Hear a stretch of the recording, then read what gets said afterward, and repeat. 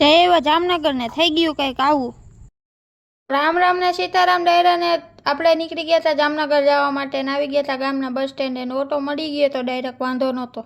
કાલાવડ બસ સ્ટેન્ડે બહુ બસની રાહ જોઈ નો મેર ખાતો એટલે વગર કીધે ઇકોમાં જવું જ પડ્યું ને આપણી હારે આવતી હતી આપણી બેન। ગરમી બહુ વધી ગઈ છે એટલે મારા માટે આ સ્પેશિયલ પંખો નખાયો હતો। આ વ્યૂ જોઈને ખરેખર ગિરનારની યાદ આવી જાય તો ભાઈ ખરેખર મોડું થતું હતું ને આ ભાઈએ સીએનજી પુરાવા ઊભું રાખી દીધું।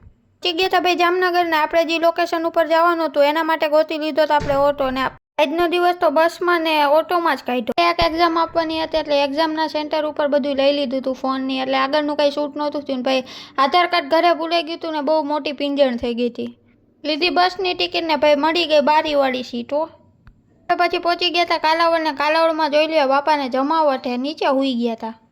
તડકો ને ગરમી ફૂલ હે ને વાગી ગયા હતા 4 જોઈ લ્યો ખાલી તડકો કેવો હે। તો આપણે જવાનું હતું આવડી મોટી બસમાં નહીં આ નાની બસમાં જવાનું હતું આપણે।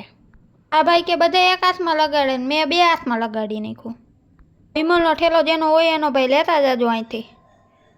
આ બાપા બહુ મોજીલા હતા અત્યારે તો ફોન જોવે ઘરે જઈને છોકરાઓને ના પાડશે કે ફોન જોવો સારો નથી। એમ લખ્યું હતું હું કરવું ને હું ન કરવું આગ લાગે ત્યારે પણ એમ તો લખ્યું જ નહોતું કે આગળ ઉખેડવો કે નહીં એટલે મેં ઉખેડી નાખ્યો।